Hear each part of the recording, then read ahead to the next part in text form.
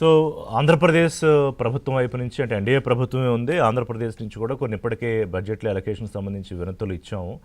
నీటిపారుదల రంగం లేకపోతే ఇప్పుడు అమరావతి రాజధానికి ఎనీవే కొన్ని అలొకేషన్స్ ఇప్పుడు రిలీజ్ చేయబోతున్నారు. అలాగే పోలవరానికి సంబంధించి మిగతా అంశాల మీద మెన్షన్ ఉంటుందని ఆశాభావం వ్యక్తం చేస్తున్నాం అని ఎంపీ చెప్తూ ఉన్నారు. So back to our discussion.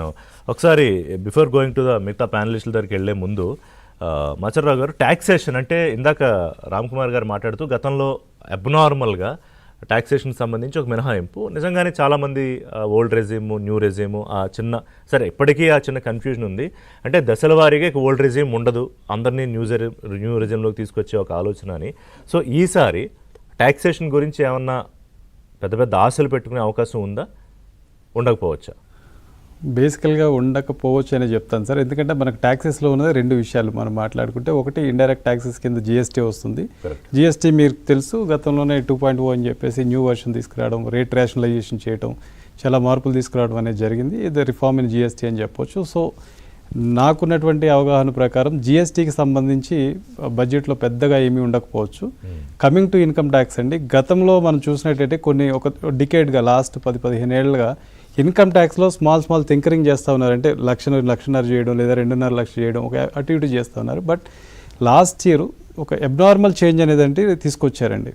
ఇక్కడ ఒక 12 లక్షల వరకు ఇన్కమ్ ట్యాక్స్ లేదు అనేది నిజంగా మధ్యతరగతికి, స్మాల్ అండ్ మీడియం బిజినెస్ పీపుల్కి, శాలరీడ్ క్లాస్కి నిజంగా ఒక బూన్ అని చెప్పొచ్చు.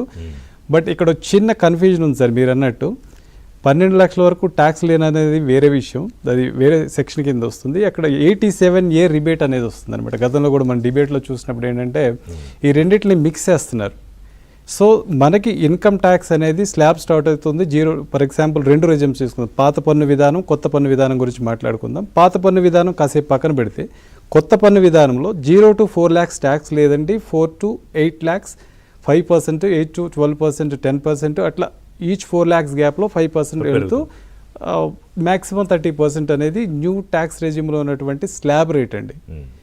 ఎప్పుడైతే కనుక మన income not only salaried class అండి, small and medium business people, 12 individual కేటగిరీలో 12 లక్షల లోపు కనుక మీ ఇన్కమ్ ఉన్నట్లయితే మీకు ట్యాక్స్ రాదు. ఎందుకు రాదంటే 87A రిబేట్ ఉందండి. సెక్షన్ 87A కింద రిబేట్ ఉంది. ఆ రిబేట్ ఎంత అంటే 60,000 వరకు మీకు అప్లై అవుతుంది.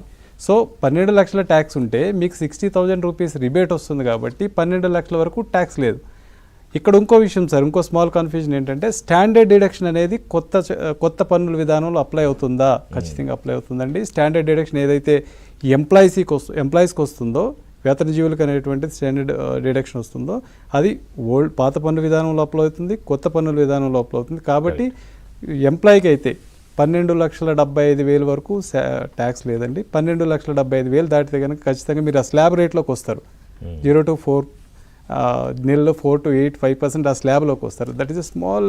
ఇప్పుడు దాన్ని 1 lakh చేయాలని కోరుకుంటున్నారు. స్టాండర్డ్ డిడక్షన్ని చేయొచ్చండి, అదొక్కటే చేయగలరు. ఎందుకంటే అవకాశం ఉంది. ఇక్కడ ఒకటి sir, Indian economy is purely driven by, అంటే భారత ఆర్థిక వ్యవస్థ ఇప్పుడు ప్రస్తుతం ఉన్నటువంటి పరిస్థితుల్లో డ్రివెన్ చేయబడుతుంది లేదా నడిపించబడుతుంది, స్థిరంగా ఉన్నది. కారణం ఏంటంటే మీరు ఇందాక మాట్లాడినట్టు భారతదేశంలో ఉన్నట్టు వస్తు వినియోగం అంటే డొమెస్టిక్ కన్జంప్షన్. మనం కొనాలి, వస్తువులు కొనాలి, ఉత్పత్తి చేసినటువంటి వస్తువులు మనం కొనాలంటే మన చేతిలో డబ్బులు రావాలి. అలాంటప్పుడు గవర్నమెంట్ ఏం ఆలోచిస్తుందంటే ట్యాక్స్ తగ్గిస్తే ఈ ప్రజల చేతిలోకి డబ్బులు వస్తాయి కాబట్టి డబ్బులు ఖర్చు పెడతారు, కన్జంప్షన్ పెరుగుద్ది, ఉత్పత్తి పెరుగుతాయి అనేది ఇట్స్ సైకిల్ అండి. Economics and tax is a cycle. కాబట్టి స్టాండర్డ్ డిడక్షన్ ఒకటి పెంచే అవకాశం ఉందని మాత్రం చెప్పొచ్చండి. పాపారావు గారు, ఆత్మనిర్భర భారత్ నినాదంతో దూసుకెళ్లిపోతున్న భారతదేశం రిఫార్మ్స్ అంటే సంస్కరణల దిశగా ముందుకెళ్తోంది. బహుశా ఈ బడ్జెట్లో కూడా అదే ప్రతిబింబించవచ్చు అనే ఒక ఇది వినిపిస్తోంది కదా. ఏముండొచ్చు అంటే గేమ్ చేంజింగ్ రిఫార్మ్స్ ఏమన్నా ఉండే అవకాశం చూస్తున్నారా మీరు? నేనా అండి? నేనుగా పాపారావు గారు. Yeah sir